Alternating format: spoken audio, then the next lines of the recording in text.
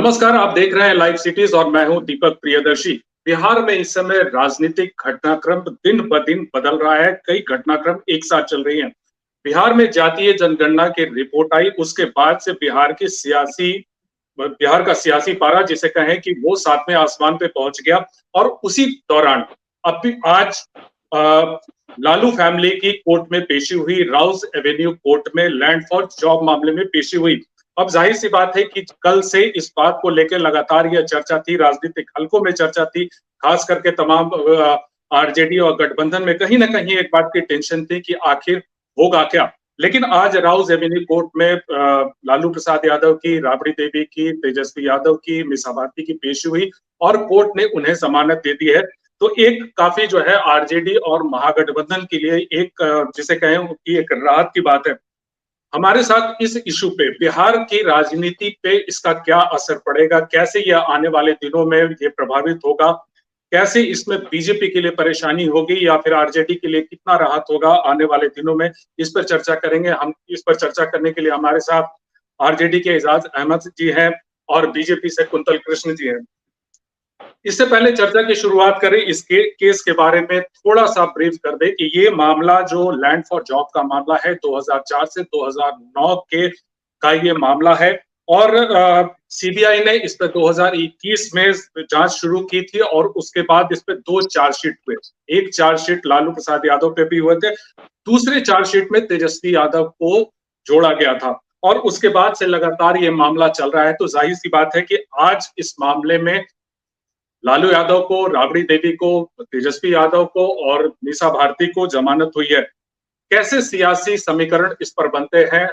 एजाज जी, सबसे पहले शुरुआत आपसे करते हैं। आपके जो पार्टी के जो प्रमुख सबसे बड़े नेता Lalu Prasad Yadav, Rabri Devi, deputy chief minister Tejashwi Yadav और मीसा भारती, एक उन्हें बेल मिली, आप लोगों के लिए तो काफी राहत हो गई।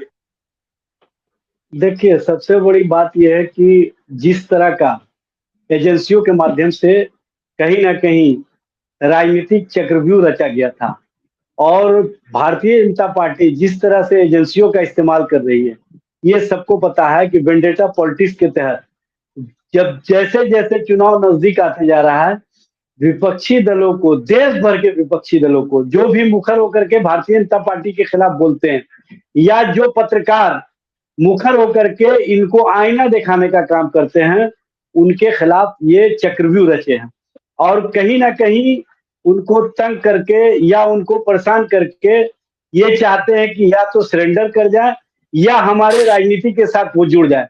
जिस तरह से माननीय प्रधानमंत्री जी ने घोषणा किया था कि एनसीपी नेशनल करप्ट पार्टी और सबसे बड़ा करप्ट पार्टी घोषित किया था और कहा था कि अजीत पवार देश के सबसे करप्ट नेता हैं, उसी अजीत पवार को इन्होंने अपने साथ 3 दिन बाद ही मिलाने का काम किया। मिलाया ही नहीं बल्कि उनको गठबंधन का साथी बनाया और महाराष्ट्र का डिप्टी सीएम भी बना दिया।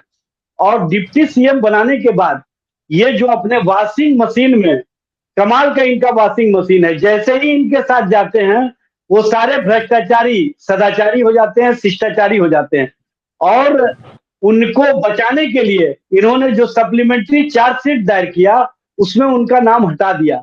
और दूसरी ओर विपक्ष के जो नेता हैं और बिहार के जो डिप्टी चीफ मिनिस्टर हैं, उनको किस तरह से राजनीतिक चक्रव्यूह में फंसाने के लिए इन्होंने अलग से सप्लीमेंट्री चार्जशीट दायर करके उनका नाम जोड़ने का काम किया जुलाई 2023 में। ये भारतीय जनता पार्टी की जो राजनीति है उस राजनीति का पोल खुल चुका है। और आज माननीय न्यायालय, राउस कोर्ट एवेन्यू न्यायालय ने जो राहत दी है, ये स्पष्ट करता है कि सत्य परेशान हो सकता है लेकिन सत्य को पराजित नहीं किया जा सकता। आज सच्चाई की जीत हुई है। आज कहीं ना कहीं जो हमारा सोच था कि न्यायिक प्रक्रिया पर जो हमको भरोसा था, उस भरोसे को न्यायालय ने और मजबूत किया है और स्पष्ट संदेश दिया है कि आप किसी को फंसा तो सकते हो लेकिन उसको न्यायालय के परिधि से जो न्याय मिलता है उसको नहीं रोक सकते हो। ये भारतीय जनता पार्टी को स्पष्ट संकेत दिया है। अब भारतीय जनता पार्टी इसको किस तरह से लेती है ये उनका बात है। देखिए ठीक है, वो तो कुंतल जी से ही रिएक्शन ले लेते हैं। कुंतल जी, आप एजाज साहब कह रहे थे कि पूरा चक्रव्यूह आप लोगों ने रचा जिसमें फंसाने की कोशिश की गई लालू यादव को और तेजस्वी यादव को, पूरी फैमिली को। अब जाहिर सी बात है कि आज जिस तरह से कोर्ट ने उन्हें जमानत दी है, तो क्या आप लोगों के लिए यह झटका है? दीपक जी, एजेंसी इस चीज की जांच कर रही है, वो कोई पुरस्कार या आविष्कार की जांच नहीं कर रही है।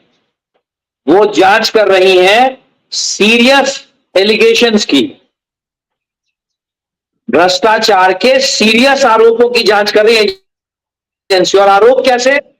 आरोप इस तरह के कि करोड़ों की जायदाद 4 लाख रुपए में लालू जी और उनके परिवार के नाम लिख दी जाती है।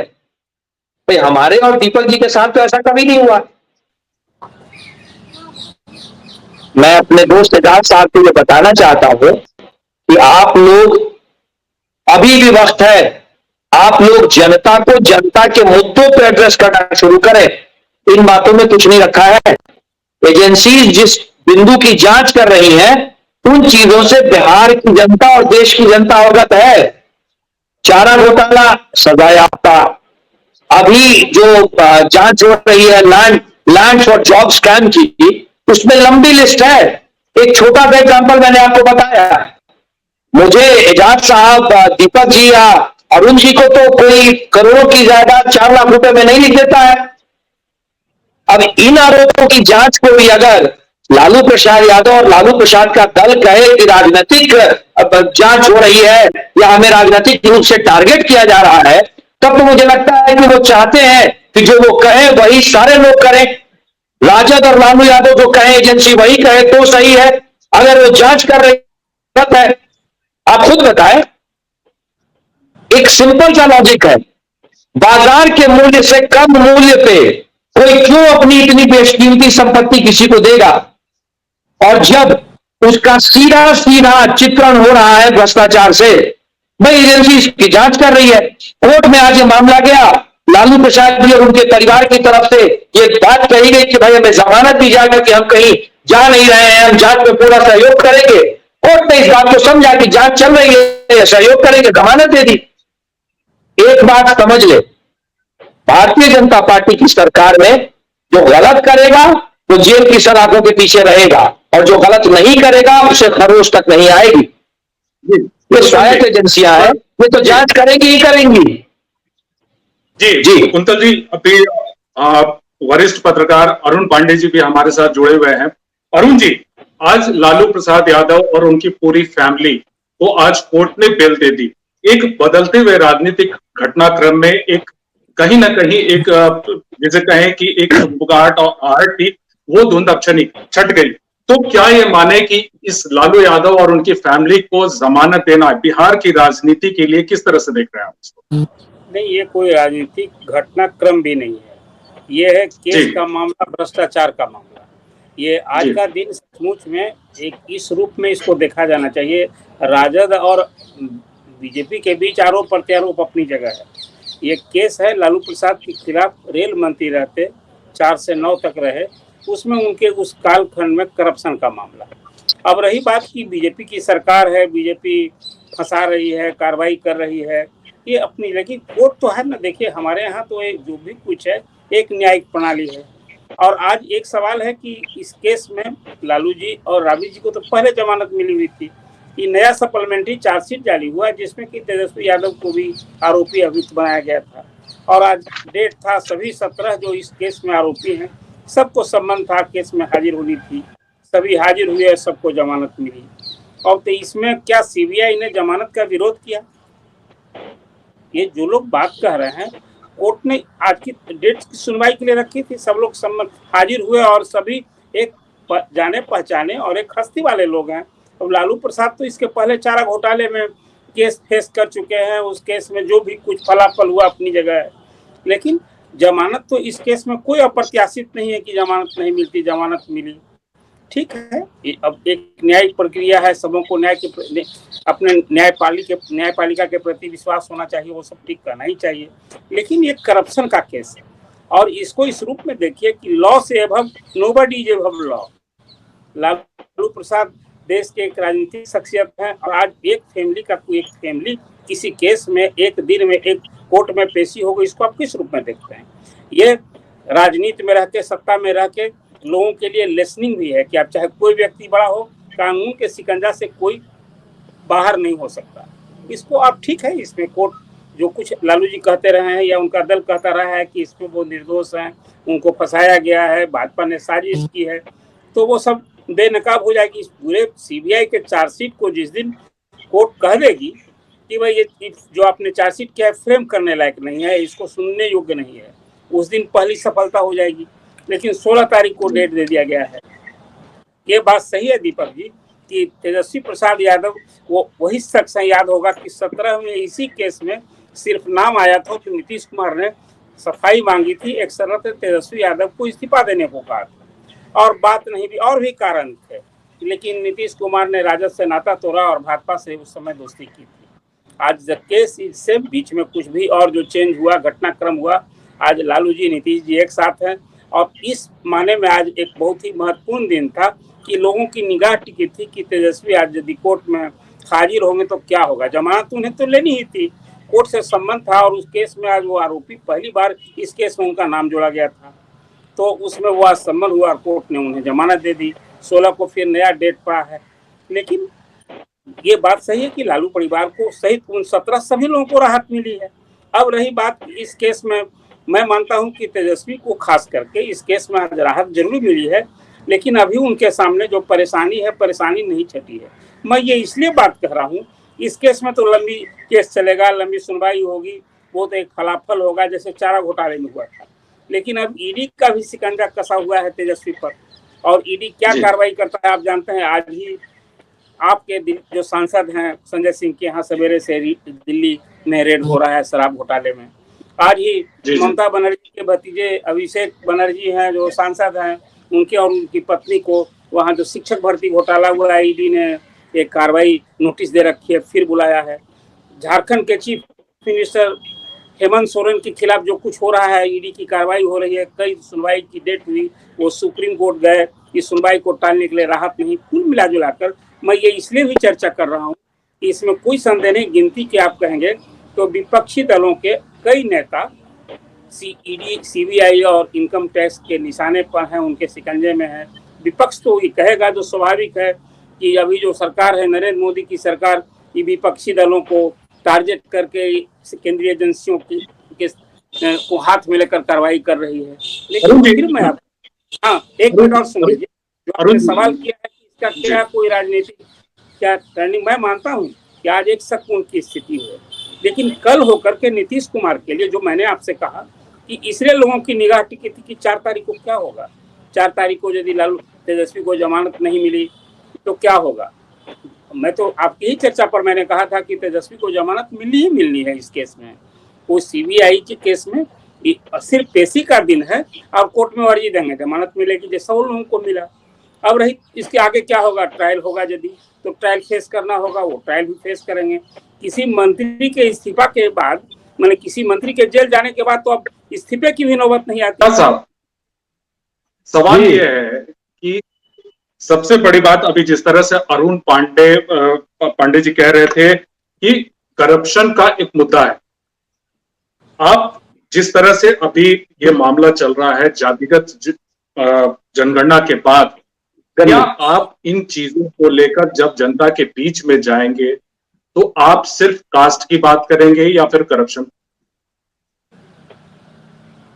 देखिए दीपक जी, अभी अरुण जी ने एक बात कही कि नीतीश जी के साथ जैसे ही तेजस्वी जी गए, उसके बाद पुनः इस मामले को खोलने का काम किया गया। ये केस बंद हो चुके थे और इस केस पर सीबीआई ने स्पष्ट राय दी थी कि इसमें कुछ मामला नहीं है, इसको अब देखा नहीं जा सकता। लेकिन बाद में जब हम नीतीश जी के साथ गए और नीतीश जी और हमारा जब गठबंधन हुआ, उसके बाद इन्होंने इस मामले को पुनः खुलवाया। और कहीं ना कहीं जो वेंडेटा पॉलिटिक्स हम बार बार कह रहे हैं ये इसलिए कि राजनीतिक हित साधने में ये एजेंसियों का इस्तेमाल करते हैं। और उसके बाद सुशील मोदी ने जो हाइप खड़ा किया और जिस तरह से उस समय नीतीश जी को भी भ्रम में लाने का काम किया, बाद में नीतीश जी ने भी स्पष्ट किया कि 2017 वाली स्थिति अब नहीं है, अब सब कुछ हम लोग भी समझ गए हैं कि किस तरह से राजनीति किया जाता है। और 2017 के बाद जब 2022 में हमारा नीतीश जी का फिर से मिलन हुआ और फिर से महागठबंधन के रूप में हमने भाजपा को सत्ता से बेदखल किया, तो पुनः इस मामले को खोलने का काम किया गया और पुनः इस मामले को बढ़ा चढ़ा करके प्रस्तुत किया गया। सबको पता है कि जिस समय तेजस्वी जी स्कूलिंग कर रहे थे उस समय का ये मामला है और तेजस्वी जी को किस तरह से फंसाने में भारतीय जनता पार्टी ने राजनीतिक भूमिका अदा की है, ये किसी से छुपी हुई बात नहीं है, सबको पता है। और जो भारतीय जनता पार्टी सत्ता में आई है 2014 से 2023 के दरमियान अब तक करीब 3700 से अधिक विपक्षी दलों के नेताओं, कार्यकर्ताओं या उनके समर्थकों के यहाँ छापेमारी की कार्रवाई इन एजेंसियों के माध्यम से की गई, चाहे सीबीआई हो, चाहे आईटी हो, चाहे ईडी हो। और उसमें 95% जो विपक्षी दल के नेता थे वो जब मामले कोर्ट में पहुंचे तो कोर्ट में मामले टिके नहीं और कन्विक्शन रेट है 0.05%।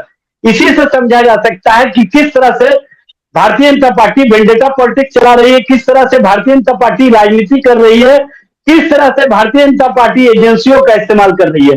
अभी जो बोल रहे थे कुंतल जी, दीपक जी कंक्लूड होने दीजिए 1 मिनट बस।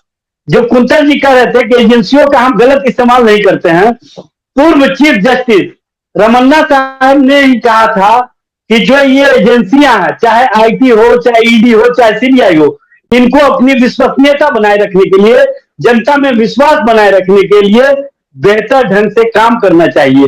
और साथ ही ये कहा था कि इन एजेंसियों को राजनीतिक तौर पर इस्तेमाल नहीं हो, इसके लिए एक अलग से आयोग बनाने की आवश्यकता। लेकिन भारतीय जनता पार्टी ने आयोग बनाने की जगह इन एजेंसियों का जिस तरह से इस्तेमाल किया वो आपको भी पता है कि अभी चीफ जस्टिस चंद्रचूड़ साहब ने जो ईडी के चीफ को हटाने का काम किया और बाद में कैसे प्ली लेकर के दोबारा अपील में जाकर के इन्होंने 1 महीने का 1.5 महीने का एक्सटेंशन लिया और किस तरह से ये एजेंसियों को इस्तेमाल करते हैं वो स्पष्ट रूप से समझ में आ गया। एक चीफ को बचाने के लिए, एक चीफ को बनाए रखने के लिए आप किस तरह से जा रहे हैं ये समझ में आ रहा है ना। कुंतल जी से रिएक्शन लगातार आपके ऊपर ये चार्जेस हो रहे हैं कि विंडिक्टिव पॉलिटिक्स कहीं ना कहीं बीजेपी की तरफ से हो रही है, लालू यादव, तेजस्वी यादव और पूरी फैमिली को लेकर।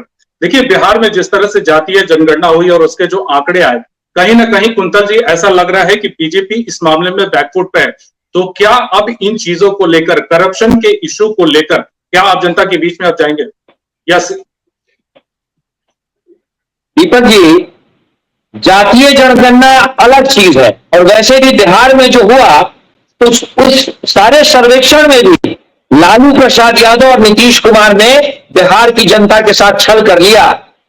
जो लोग सही में पिछड़ गए हैं समाज में उनके साथ धोखा कर दिया। ये सारा सर्वेक्षण इसलिए हुआ था और ये बार बार नीतीश कुमार कह रहे थे कि हम ये सर्वेक्षण इसलिए कराना चाहते हैं कि कौन से लोग सही में समाज में पिछड़ गए हैं, आर्थिक तौर पे, सामाजिक तौर पे ये पता चले। और सर्वेक्षण के नाम पे इन्होंने जो आंकड़े दिए वो सिर्फ और सिर्फ जातिगत आंकड़े दिए। जो आत्मा थी सर्वेक्षण की, आर्थिक सामाजिक, दिए ही नहीं। एक फिर से इन लोगों ने एक नया पॉलिटिकल करप्शन किया। दूसरी बात दीपक जी, भ्रष्टाचार के मामले में ईडी और सीबीआई जांच कर रही है लालू के परिवार की। मैं फिर कह रहा हूं, पुरस्कार लेने के लिए कोर्ट में नहीं खड़े हुए थे, भ्रष्टाचार के मामले में जांच चल रही है जिसके लिए जमानत लेने के लिए कोर्ट में खड़े हुए थे। और भ्रष्टाचार ऐसा कि आम जनता भी समझ रही है, करोड़ों की संपत्ति लाखों में लिखी जाती है। ये सब चीज छुपने वाली नहीं है। तीसरी बात, आज के दिन में बिहार में मुद्दा है लॉ एंड ऑर्डर का, जंगल राज का। ऐसा क्यों होता है कि जब जब लालू यादव की सरकार आती है, जब जब राष्ट्रीय जनता दल सरकार में आती है, तब तब अपराधी अपने आप को सरकार समझने लगते हैं। दिन दहाड़े लूट, हत्या, महिलाओं के खिलाफ अपराध, फिर से अपहरण का उद्योग। ऐसा क्यों होता है बार बार? मुख्य मुद्दे ये है और लालू प्रसाद यादव और नीतीश कुमार जी, आप इस बात को समझ लें, जनता के बीच मुद्दे तो जाएंगे ही जाएंगे, चाहे वो भ्रष्टाचार का मुद्दा हो या जंगल राज का मुद्दा हो, जनता के बीच ये मुद्दे तो जाने ही जाने हैं। अरुण जी, अभी अभी जिस तरह से बातें हो रही थी और आपने भी कहा कि तेजस्वी यादव को बिल मिलनी थी, तो आपको लगता है कि आने वाले दिनों में तेजस्वी यादव और मजबूत होंगे, क्योंकि वो पहले भी अपना ये मैसेज अपने लोगों तक, पब्लिक तक ये पहुंचाने में कामयाब रहे कि सीबीआई और ईडी जो है कहीं ना कहीं राजनीतिक आरोप प्रत्यारोप होता है, क्योंकि इन्हीं आरोप प्रत्यारोप के बीच में विधानसभा का चुनाव भी हुआ था और आरजेडी सबसे बड़ी पार्टी के रूप में उभरी थी। तो क्या आने वाले दिनों में अभी तेजस्वी और मजबूत हो जाएंगे इस केस के बाद और इसमें जमानत मिलने के बाद? एक तो पहले आपके सवाल का जवाब दूं, पहले एजाज साहब ने एक बात हमारे मुंह में डालकर कर दी। मैंने ऐसा नहीं कहा कि नीतीश जी से और तेजस्वी के साथ आने के बाद केस सीबीआई ने बंद कर दी थी और फिर ये उनका आकलन है, उनका ये आरोप है जो पूर्वाग्रह से ये कार्रवाई की। ये ना केस बंद हुआ था, वस्तु स्थिति समझ लीजिए। जो केस और सीबीआई को जानते हैं वो ये केस बंद नहीं हुआ था, अब केस से आरोप मुक्त भी नहीं थे। सीबीआई ने इसको, ये आप कह सकते हैं कि ठंडे बस्ते में डाल रखा था, और अब एक जो भी कोई पॉलिटिकल मास्टर होगा उसके इशारे पर, कहने पर फिर केस में कार्रवाई तेज हुई, जांच तेज हुई, आप ही कह सकते हैं। लेकिन मैंने ऐसी बात कही नहीं कि लालू जी ये नीतीश जी के साथ और तेजस्वी फिर बने तो बंद केस हो गया था और फिर जांच शुरू। अब रही राजद के लोगों का ये आकलन है, आरोप है कि ये पूर्वाग्रह से जो जांच बंद हो गई थी या रुकी हुई थी वो फिर से शुरू हुई। अब रही बात जो आपने कहा कि आज की जमानत मिलने के बाद तेजस्वी मजबूत हो गए और फिर ये कुछ जो राजनीतिक आकलन अब कर रहे हैं, ये बात सही है कि संकट का एक बादल छट गया। या जो लोगों को एक क्यास लग रहा था, उनके राजनीतिक विरोधी भी क्यास लगा रहे थे या तेजस्वी जो इस केस में पहली बार आरोपी बनाए गए, जमानत मिलेगी कि नहीं। जमानत तो मिलनी चाहिए, मैंने पहले भी कहा था, आपके साथ चर्चा में भी मैंने बात कही थी। और फिर मैंने कहा कि आज भले लालू परिवार को राहत मिली, तेजस्वी को राहत मिली, लेकिन अब ईडीआई का जो शिकंजा है उसको देखना होगा। उस शिकंजा से यदि वो बाहर हो जाते हैं तो फिर तो कोई बात ही नहीं है। लेकिन अब वो ईडी का जो शिकंजा है थोड़ा कठिन होता है, उसका क्या कार्रवाई होगी उस पर मैं संकेत। लेकिन जो राजनीति की बात आपने की है, फिलहाल यदि तेजस्वी को ही लेकर राजद को संकट थी, और राजद तो बिल्कुल यहाँ जो लालू प्रसाद की और नीतीश कुमार की केमिस्ट्री बनी है वो इसलिए तो बनी है कि जब से नीतीश कुमार इधर आए हैं, भाजपा को बिहार में कट टू साइज करना है और पूरे देश में भाजपा विरोधी दल को एकजुट करके जो पहल हुई है वो ये चुनौती देंगे। तो जो केस मुकदमा का जो मौजूदा दबाव है, नेचुरल यदि लालू परिवार इससे मुक्त होगा, दबाव कम होगा, तो अपनी पूरी राजनीतिक ताकत अपने दल को मजबूत करने के लिए और भाजपा विरोधी दलों को या इंडिया के जो घटक दल हैं उन्हें मजबूती देंगे। और फिर इसके बाद जो सब कुछ अभी एक साथ थम सा गया था, अभी 10-15 दिन से कई बार तेजस्वी दिल्ली जा रहे थे, लेकिन आज जमानत मिलने के बाद फिर 16 अक्टूबर को डेट पर आए, फिर जाएंगे या फिर वकील के माध्यम से ये केस तो लड़ते रहेंगे, वो एक अलग विषय है। लेकिन अभी जो एक कहीं ना कहीं जो बिहार में सत्तारूढ़ घटक है उसको एक परेशानी तेजस्वी यादव के इस केस को लेकर दिख रही थी, फिलहाल छट गई है। और राजनीति तो अपनी जगह देखिए, अभी कोई मजबूत है। अभी जहां तक जैसे आपने बात की कि जातीय गन्ना की रिपोर्ट आ गई, तो ये एक अलग मुद्दा है और इसको लेकर तो आपने देखा कि जहां ये बात सही है कि नीतीश कुमार ने एक हिस्टोरिकल अपने नाम से एक हिस्टोरिकल स्टेप्स किया है और उसमें राजद भी साथ है। स्वाभाविक रूप से जातीय गन्ना को लेकर के राजद और जदयू इसको राजनीतिक रूप से भंजाएगा और पूरे देश में तो सारी पार्टियां मांग कर रही है, कांग्रेस मांग कर रही है। लेकिन इसके साथ आपको यह भी समझना होगा कि आखिर प्रदेश में जो कौन सी राजनीतिक नई जमीन राजद के लिए और नीतीश कुमार के लिए बनाई। आप दोनों इसी पिछड़ों की राजनीति करते हैं और ये वोट बैंक तो लालू प्रसाद के साथ रहे ही हैं। आज इस बात का गवाह है कि लालू चाहे सत्ता में रहे या बाहर रहे, 1990 के बाद लालू प्रसाद बिहार की राजनीति की एक धुरी है। और चाहे नीतीश कुमार भी यदि उनके खिलाफ थे तो लालू प्रसाद की इर्द गिर्द ही राजनीति थी, लालू विरोध की राजनीति की। भले ही वो 15 साल की सत्ता के बाद कामयाब हुए बीजेपी के साथ आने के बाद, लेकिन अब जो एक नई परिस्थिति बनी, अब सवाल यही उठ रहा है कि लालू प्रसाद और नीतीश कुमार की जो केमिस्ट्री बनी है, या 2015 का विधानसभा चुनाव में जो रिजल्ट आया था आपको याद होगा, क्या वो दोहराया जाएगा, या फिर जो क्या परिस्थिति बनेगी। आज आपने देखा कि इस जातीय गणना के बाद प्रधानमंत्री ने भी त्वरित प्रतिक्रिया दी। प्रधानमंत्री ने ये जातीय रिपोर्ट पर जो बातें की है, अब तो आप जानिए कि जैसे कह कि लालू प्रसाद और नीतीश कुमार 215 जाति की बात करते हैं, तो प्रधानमंत्री नरेंद्र मोदी ने कहा है कि सबसे बड़ी जाति गरीब की होती है और हम तो गरीब के लिए सबसे अधिक देश में गरीब हैं, तो हम तो गरीब की को ही सबसे बड़ी जाति मानते हैं, उसके उत्थान के लिए उनके लिए हम कर रहे हैं। तो आने वाली जो राजनीति होगी, आप देखें मुद्दे तो अपनी जगह है, मुद्दा तो जैसे राजद और जदयू के लिए तो ये जातीय गणना जो है बिहार में कराने में सफल हुए, ये नेचुरल है कि पूरे देश में कराने की मांग करें और एक बार फिर जाति की जो राजनीति है, सियासत है, वो रंग लागी है, तेज होगी। लेकिन अभी 6 महीने के चुनाव में है, अभी देखिए और आगे क्या। बिहार में तो पहले दिन से ही जिस दिन नीतीश कुमार इस पाले में आए तो भाजपा के लिए यहाँ तो बड़ी चुनौती हो ही गई है। 17 जीती हुई सीट पर फिर से कामयाबी प्राप्त करना और फिर 40 सीट में तो पिछली बार 39 सीट जीते थे, राजद एक भी सीट नहीं जीता था। तो ये परिस्थिति तो जब नीतीश कुमार इधर आए हैं तो भाजपा के लिए चुनौती है, इसको कौन इनकार करेगा, जो भी राजनीति समझ रखने वाले लोग हैं। अब रही बात की तेजस्वी, अब आज की तारीख में राजद के चेहरा है होने वाले, जैसा मुख्यमंत्री नीतीश कुमार ने घोषणा कर रखी है कि 2025 में जो चुनाव होगा वो तेजस्वी के चेहरे पर लड़ा जाएगा।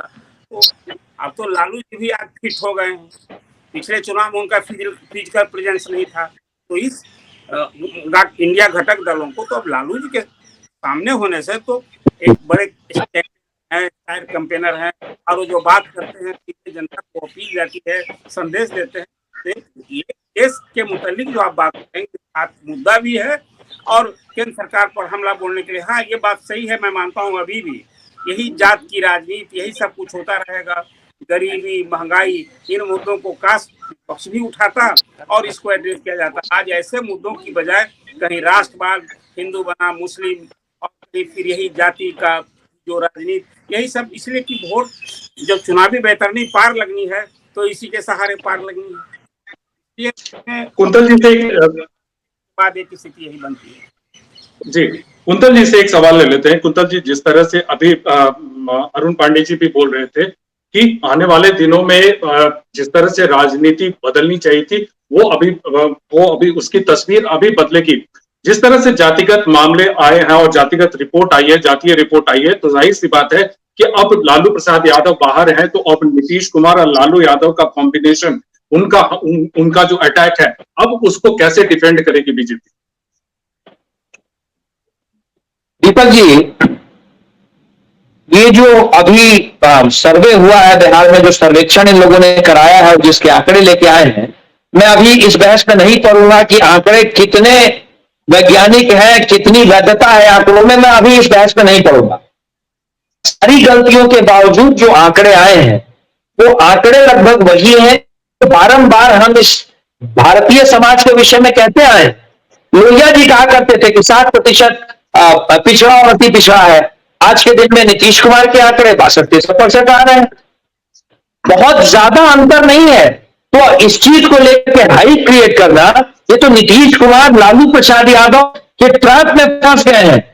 लालू प्रसाद यादव नीतीश कुमार को दबाव डाल करके बिहार में भ्रम स्थिति फैलवा रहे हैं और नहीं है, आंकड़ों में ऐसा कुछ नहीं आ गया है। आप देखिए लोहिया जी, अब मैं बात कर रहा हूं आज से 50-60 साल पहले की, उस वक्त यही बात होती थी ना कि 60% तो हमारे पिछड़े और अति पिछड़े हैं। आज इनके आंकड़ों के हिसाब से 62-63% है, क्योंकि 40 दिनों में क्लेम करते हैं कि उन्होंने 13 करोड़ लोगों की गिनती कर ली 40 दिनों में, उसके बाद भी आंकड़े वही है।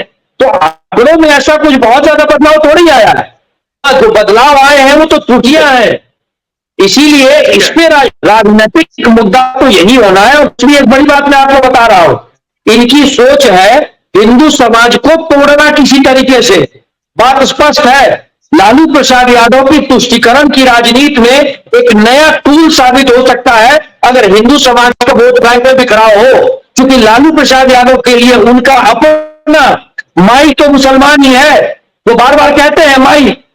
लालू प्रसाद यादव की ये एक नई राजनीतिक पासा फेंका है लालू प्रसाद यादव ने, क्योंकि मैं इस बात को बड़े आपके सामने बड़े एहतराम के साथ कह रहा हूं, बड़े दावे के साथ कह रहा हूं कि ऐसा कुछ नहीं है।